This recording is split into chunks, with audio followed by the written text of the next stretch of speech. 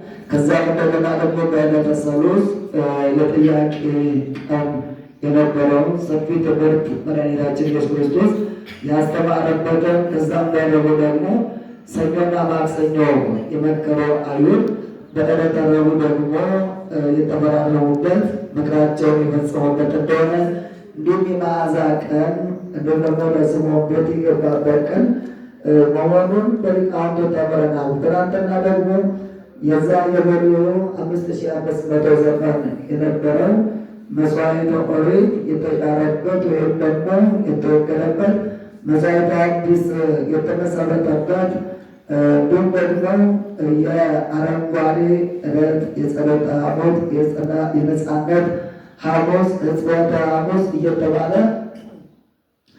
የሚነገረው ትናንትናው ዕለት ህብስቱን አንስቶ ባርኮ ቀድሶ ይህ ሥጋዬ ነው ብሎ ወይንም አንስቶ ደግሞ ይህ ደሜ ነው ብሎ ጠጡ ብሎ እንደሰጣቸው ደቀ መዛሙርቱ ይህንን ሊቃውንቱ በዕለቱ አስተምረናል ማለት ነው። ከዚህ በኋላ ነበረ ጌታችን መድኃኒታችን ኢየሱስ ክርስቶስ ክብር ይግባውና መዝሙር ከዘመሩ በኋላ ምንቀዳ ስለመረው ወደ ደብረ ዘይት በጸሎት ወደዛ ይዟቸው እንደሄደ መጽሐፍ ቅዱስ ይነግረናል ማለት ነው።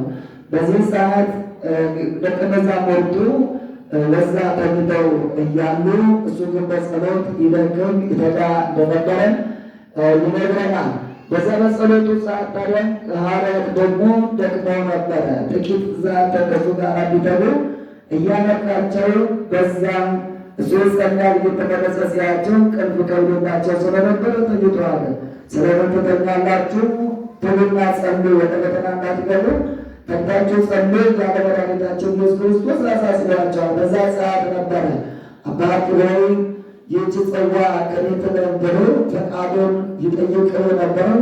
በዛ ሰዓት ነው የእኛን ጩኸት የጮኸበት ሰዓት፣ የአዳምን ጩኸት የጮኸበት ሰዓት፣ ለእኛ ጸሎትን ያስተማረበት ሰዓት፣ ፈተና ቢገጥማችሁ መከራ ቢገጥማችሁ እንዲጸልዩ ብሎ ያስተማረበትና ያሳየበት ድካም እስከሚሰማ ወዙ መሬትን እስከሚያጨይቀይ ድረስ እየሰገደ እየወደቀ እየተነሳ ጸልሏል።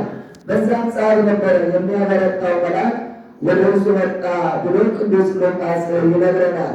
የሚያበረታው ሲል ጌታ የሚበረታ ወይም የሚደክም ሆኖ አይደለም።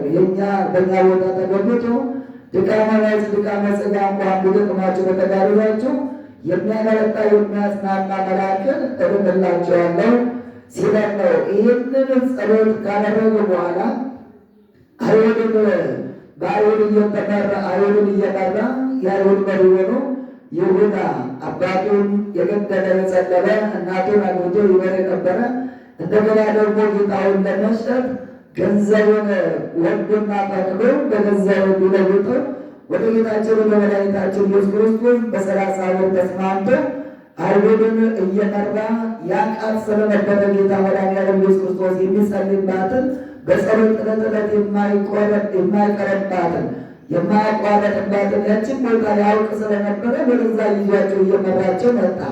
እንግዲህ ተመልከቱ። አስቀድሞ በዚህ ዮሐንስ ወንጌል ምዕራፍ 6 ቁጥር 36 ጀምሮ ስታነቡ መድኃኒዓለም ከቁጥር 1 ጀምሮ ስታነቡ መድኃኒታችን ኢየሱስ ክርስቶስ ህብስትን አበርክቶ ያንን ሁላ ሕዝብ ባጠገበበት ሰዓት ምንድን ነው ያሉት የነበረው?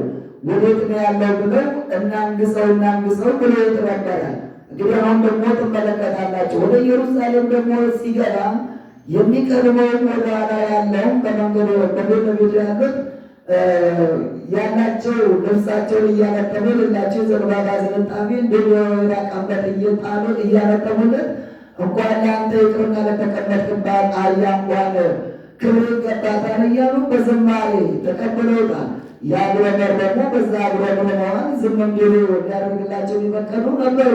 ግን የቢታንያ ድንጋዮችም እንደሚያመሰግኑ ከሕፃናት አንደበትም ምስጋና ለራሱ እንዳዘጋጅም ይህንን ነግሯቸዋል። ስለዚህ በዚህ ጊዜ ደግሞ ይሁዳን መሪ አድርገው እያንዳንዳቸው ቆመጥና ገመድ ይዘው መብራታቸውን አድርገው ሰይፋቸውን ይዘው መድኃኒታችን ኢየሱስ ክርስቶስን ፍለጋ መጡ ማለት ነው። በማመሪነት በይሁዳ መሪነት ያ የተመረጠ ይሁዳ ያ የነቢይነት የስልጣን የሰማይና የምድር ስልጣን የተሰጠው ይሁዳ አሁን ጌታውን ለማስያዝ የመረጠውን ጌታ ኃጢአት ተሰረየልህ ብሎ ከአባቱን መግደልና መስቀል ከእናቱን ማግባት ወደ ንጹሕ ወደ መፍታት ወደ ማሰርና ወደ መፍታት ስልጣን ያመጣውን ጌታውን ለማስያዝ ደብሮ መጣ። እንግዲህ ተመልከቱ፣ የማያውቁት አይሁድ ፈሪሳውያን፣ ሰዱቃውያን ከዛ በፊት ሊይዙ ሲሞክሩ ማን ትፈልጋላችሁ ሲላቸው ኢየሱስን ሲሉት እኔ ነኝ ሲላቸው እነሱ ወደ ኋላቸው ይርቃሉ፣ ጦሮቹ ደግሞ ለእሱ ይሰግዱ ነበረ። አያውቁትም ነበረ፣ ከዮሐንስ ጋር ይመሳሰሉ ስለነበረ ማለት ነው። ስለዚህ እሱ ያውቁና ይለየው ስለነበረ ምልክት ሰጣቸው። ምልክቱ ደግሞ ምንድነው? በመጽሐፍ ማለት ነው። እኔ ሄጄ የምስበው እሱ ኢየሱስ ነውና ትይዛላችሁ አለው። የጌታ ኢየሱስ ክርስቶስን እቅፍ አድርጎ ሳመው። የሰው ሁሉ በመጽሐፍ ማሳለፈ ትሰጣለህ ብሎ በተቃሉ ማለት ነው። ይጸልይበት የነበረው የአትክልት ቦታ ነው፣ ጫካ ውስጥ ነው። ከዛ ቦታ ግን እንቅፋት መጣ። እሱን ልንይዘው ስንል እሾህ ወጋን፣ እሱን ልንይዘው ስንል አደናቀፈን እንዲሆንን ብለው ምክንያት እንዳያገኙ ከጫካ ውስጥ ወጥቶ ረባዳ ቦታ የተነጻነጸ ያማረ ቦታ ላይ ሆኖ ጠበቃቸው። በግድ ያዝነው እንዳይሉ ማለት በተቃርሞ እያዙ ለማመላከት ማለት ነው። በዛ ሰዓት ጀምሮ በዛ ሰዓት ሐዋርያት እንዲህ ያደረጉ ቀንቀን በቀንዷቸው የነበሩ ተኙ። በቃ አሁን ጊዜው ቀርቧል ተብሎ የተፈቀደላቸው ጠላት አፍንጫቸው ስር የደረሰባቸው ሐዋርያት ደነገጡ፣ ተነሱ። አይሁድ ከበቧቸው። ዱላ የያዙ፣ ቆንጨራ የያዙ፣ የተለያየ ነገር የያዙ መብራታቸውን አብርተው ጨለማ ስለመቱ በዛ ቦታ ላይ መጥተው ስላስደነገጧቸው ደነገጡ። የያዙት ነገር አልነበረም፣ አንዲት ሰይፍ ነበር። ያችን ሰይፍ መዘዘ ቅዱስ ጴጥሮስ አንገቱን ማነው ጆሮውን ለአንገቱ ያለው የተሰነዘረው ሰይፍ የማርቆስን የሊቀ ካህናቱን ባሪያ አገልጋይ ጆሮውን ቆረጠው ይላል። ይሄ እግዚአብሔር ለእግዚአብሔር ነው ወደዛ ያደረገለት። ስለዚህ ጴጥሮስም ሰይፉን ወደዛ እንዲመልስ አደረገው። ከዚህ ሰዓት ጀምሮ ለማሳጠር ጌታ መድኃኒዓለም ኢየሱስ ክርስቶስ የሁለተኛ አሰሩት ማለት ነው። የማይያዘው ተያዘ። ሊይዙት የማይችሉት ሊኖሩት የማይችሉት ሁሉን ዓለምን ሁሉ በደስናንር ብራድ የያዘውን ጌታ የያዙት። የማይታሰረው ጌታ ታሰረ። የማይጎተተው ጌታ ተጎተተ። የማይሰቃየው ጌታ ሊሰቃይ ወደ ሊቀ ካህናቱ ግቢ ወሰዱት። በሊቀ ካህናቱ ግቢ ብርድ ነበረ፣ ከባድ ነበረ። ደቀ መዛሙርቱ ተበተኑ። ጠዋት የመጣችው ለሐዋርያው የሚባለው ቅዱስ ዮሐንስ አፈወርቅ በረከቱ ይድረሰንና የጻፈው የደረሰው ሲነበብ አይታችሁ እንደሆነ እመቤታችን ትጠይቃለች። የተመረጡትን ማለት ነው። እነ ማቴዎስ ጌት እንደተመረጡ፣ እነ እንድርያስ፣ እነ ቅዱስ ጴጥሮስ፣ እነ ያዕቆብ፣ ሌሎቹ ሁሉንም ትጠይቃለች። ሁሉም የሉም እያለ ቅዱስ ዮሐንስ ይነግራታል። በዚህ ሰዓት እንዲህ የመረጣችሁ እንዲህ ያከበራችሁ አንተ ጴጥሮስ የት ነበርክ? እንዴት ካድከው? ቅዱስ ጴጥሮስ በሊቀ ካህናቱ ግቢ በርዶ ስለነበረ እሳት አይቶ ወደዛ ሄዶ ነበረ። ሶስት ጥያቄ ቀረበልን። በሶስቱም ጥያቄ አላውቀውም ማለት የመጨረሻ እንደውም የምትሉትን ሰው አላውቀውም ብሎ ግቢውን ጥሎ ነበር የወጣው። ከወጣ በኋላ ግን ወደ ልቡ እንዲመለስ ያ አስቀድሞ አንተ ሳትክድ ዶሮ ሳይጮህ 3 ጊዜ ትክደኛለህ ተብሎ ተነገረለት። በዶሮ ጩኸት አማካኝነት ወደ ንስሐው ተመለሰ። ማንባት ጀመረ፣ ማልቀስ ጀመረ። ቅዱስ ጴጥሮስ ከክርስቶስ ጋር ዓይን ለዓይን ታዩ። ክርስቶስ ይገረማል። አይሁድም በሕጋቸው ሳይሆን ከሕጋቸው ውጪ 39 40 የተገረመ አይሰቀልም፣ የተሰቀለ ደግሞ አይገረምም ነበር። 39 እየቆጠሩ እኔ እቆጥራለሁ እደርሳለሁ እያሉ እርስ በርሳቸው ገበጣ እየተጨዋወቱ እየተዘባበቱ እየተፈራረቁ ይገርሙት ነበር። መግረፊያውን ጠዋት ሲነበብ ሰምታችሁ ከሆነ በጅራፉ ላይ ልክ በአጥራችን ላይ እንደምናደርጋቸው ባለ 4 ገጽ መቆጫ ያለው ብረት ሻንቆራ አይነት ያንን ጅራፉ ላይ በተለያየ ቦታ ላይ አስረው ያንን እየገረፉ እላው ላይ እየመግቡት ነበረ፣ ይስቡት ነበረ ማለት ነው። ለምን? ስጋውን እየቆራረጠ እንዲወስዱ ማለት ነው። እነዛ እየተገረፈ 6666 ተገርፎ ስጋው ከላው ላይ አልቆ አጥንቱ እስከሚታይ ድረስ ማለት ነው። ምንም ነገር እንዳይኖረ እስከሚሆን ድረስ ነቢየ እግዚአብሔር ቅዱስ ላይ በ1000 ዓመት ዓለም ነገር ቤተ ክርስቶስ ሲቀር እንዲህ ብሎ ነበረ። ከሰው ልጆች ሁሉ መልኩ ደምግባቱ ያማረ ነው ብሎ ዘምሮለት አመስግኖት ነበረ። አሁን ደግሞ ያ ያማረ መልኩ፣ ያ የሚወደድ መልኩ፣ ያ ውብ የነበረ መልኩ ኢሳይያስ እንደተናገረው የሚወደድ መልክና ደምግባት እንኳን እስከማይኖረው ድረስ ማለት ነው እንወደው ዘንድ እያለ ነቢዩ ኢሳይያስ እንደተናገረው የሚወደድ መልክ በላዩ ላይ የሚታይ እስከማይኖር ድረስ ደረሰ።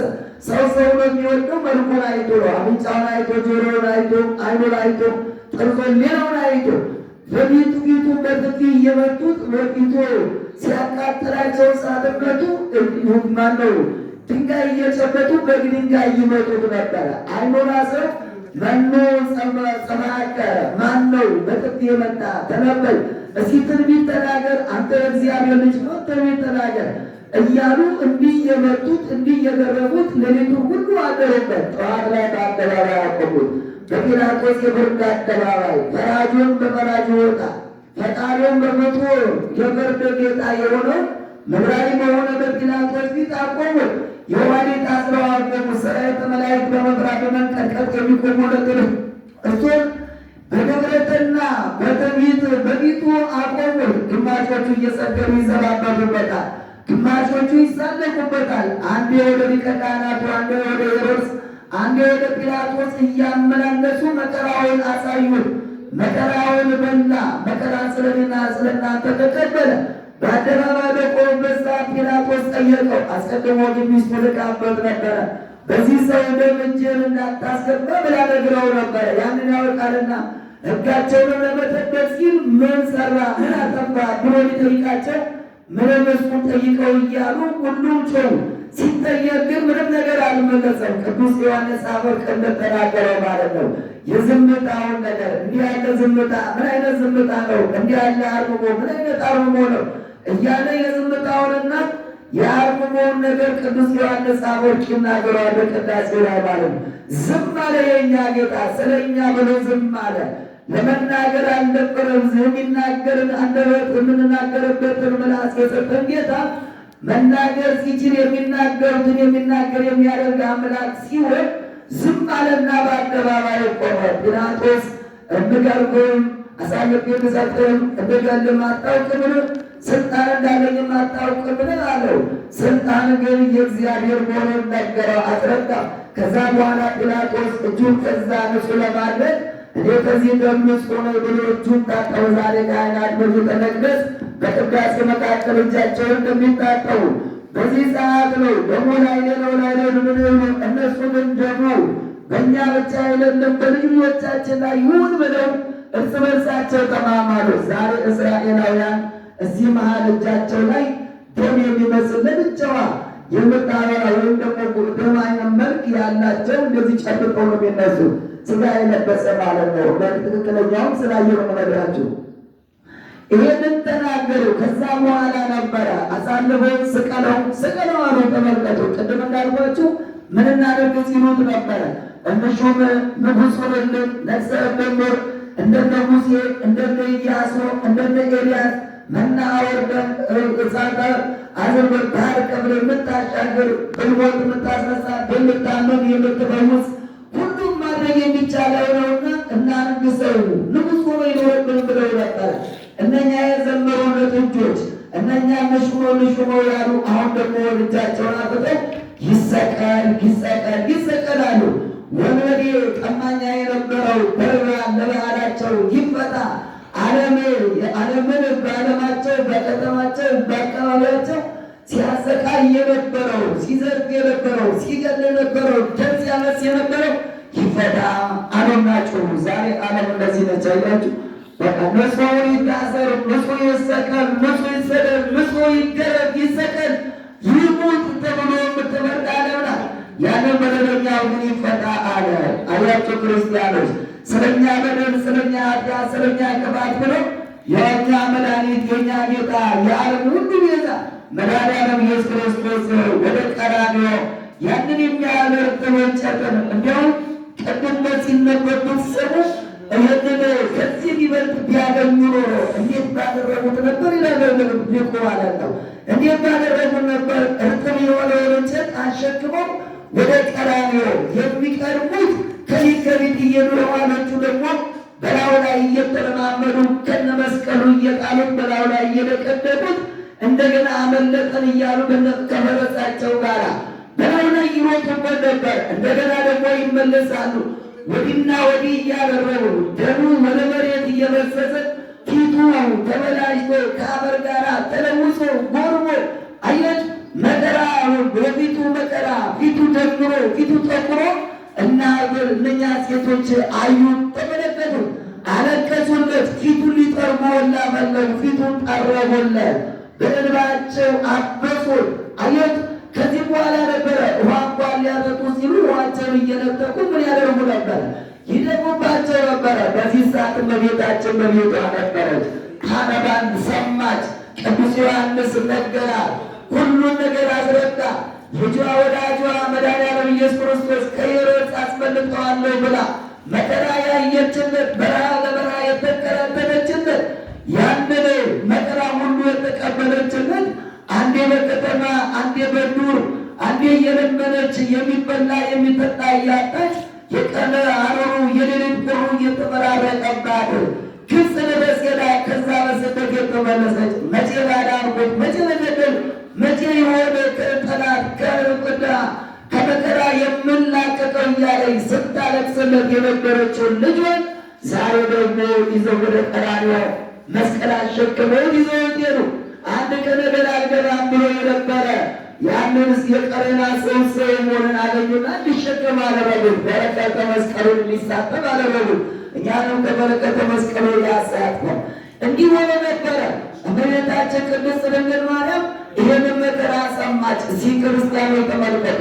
ያን ልጃችሁን መከራ ሰላም ነው ብላችሁ ባሰባችሁበት ሰዓት፣ ምንም ባላሰባችሁበት ሰዓት በሰላም በምትኖሩበት ቦታ በሰላም ይኖራል ብላችሁ እያሰባችሁ እንዲህ አይነት መከራ፣ እንዲህ አይነት ስቃይ፣ እንደዚህ አይነት ሐዘን፣ እንዲህ አይነት መርዶ ቢነገራችሁ ምኑን ትይዙታላችሁ? ምኑን ትጨብጣላችሁ? መሬታችን አሁን ምኑን ትያዘው?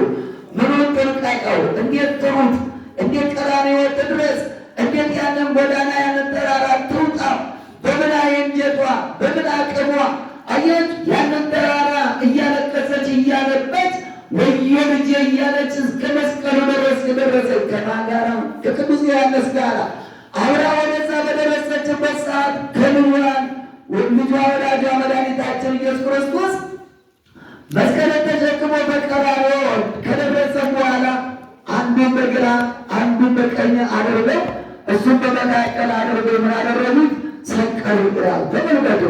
አሁን የብረት ችንካሮችን ሳኖር፣ አላዶር፣ ዳራ፣ አደራ፣ ሮዳስ የተባሉ አምስቱ ቅንዋተ መስቀሎችን እነኛን በእጁ በእግሩ በልቡ አምስት ቦታ ላይ ይቸነከሩት።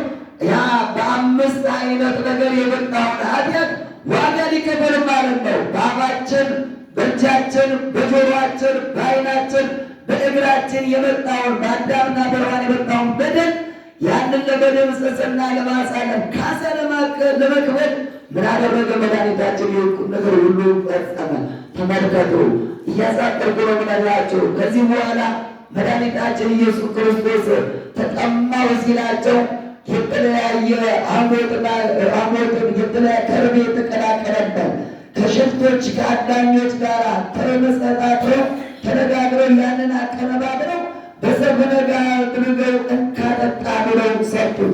ቀላያትን የሚያፈሰውን የተጠሙትን የሚያጠጣውን የሚያረቃውን ያቺ የተጠማችን ነፍስ ሳምራዊቷን ሴት ያጠማው ኢሳይያስ የተናገረለትን የተጠማ ቢኖር ወደ እኔ ይምጣ እንዲሁ ይጠጣ ብሎ የተናገረውን መድኃኒዓለም ኢየሱስ ክርስቶስ እኔ የሕይወት መጠጥ ነኝ ብሎ የተናገረው መድኃኒዓለም ኢየሱስ ክርስቶስ ብዙ ነፍሳት ፍጥረታት ሁሉ እየጠጡ የሚረኩበትን ጽማ ነፍሳቸው የሚያረካ መድኃኒዓለም ኢየሱስ ክርስቶስ ተጠማሁ ሲላቸው ያንን መጣጣውን አጠጡ።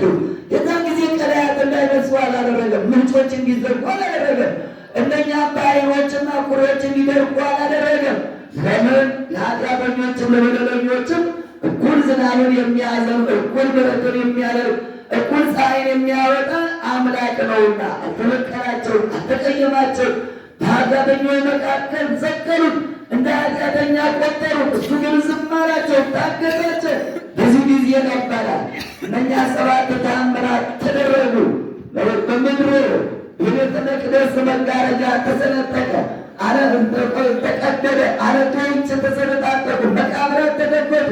ከ500 በላይ የሚሆኑ ነፍሳት ተነሱ። በሰማይ ፀሐይ ጨለመ፣ ጨረቃም ደም ሆነ፣ ከዋክብት ረገቡ። ይሄ ሁሉ በሚሆንበት ሰዓት እነኚህ ወንበዴዎች አንድ ወንበዴ እግዚአብሔር ልጅ ከሆነ እስኪ ራስህን አውርድ እኛንም አውርደን፣ እስኪ ራስህን አድን እኛንም አድነን ይላል።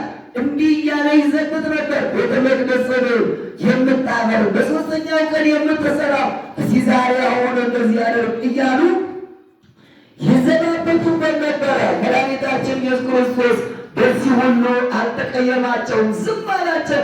ይህንን በሚሆንበት ሰዓት እመቤታችን ቅድስት ድንግል ማርያምን እንዲህ ዘወር አለና እንዲህ አላት መድኃኒታችን ኢየሱስ ክርስቶስ፣ አንቺ ሴት እነሆ ልጅሽ አላት።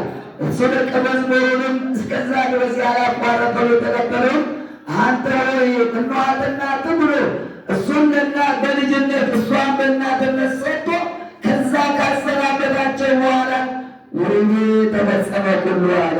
አሁን ነፍሴን ለዓለማ ሰማት እንጂ እሰጣለሁ ብሎ ነፍሱን ሰጠ፣ ራሱን ዘለስ አደረገ ይላል። የእኛ ጌታ የማይሞተው ሞተ፣ ሙታንን ያድናቸው ዘንድ ሞተ እያለ የሚናገረው ለዚህ ነው። ጌታችንና አምላካችን መድኃኒታችን ኢየሱስ ክርስቶስ ነፍሱን ከሥጋው በሚለይበት ሰዓት ከ6 ሰዓት ጀምሮ እስከ 9 ሰዓት ድረስ ዓለም በጨለማ ተዋጠ ይላል ቅዱስ ዮሐንስ በወንጌሉ ማለት ነው። ይሄ በሚሆንበት ጊዜ ነው። ከዛም በኋላ ያ የሌሊት ተማሪ በሌሊት ሲመጣ ሲገሰግስ የነበረው በሌሊት መምጣት መማር የለመደው ያ ኒቆዲሞስ ከአርማትያስ ከዮሴፍ ጋር ወደ ጲላጦስ ሄደው የጌታችን መድኃኒታችን የኢየሱስ ክርስቶስን ሥጋ ለመኑ ይላል። ተመልከቱ።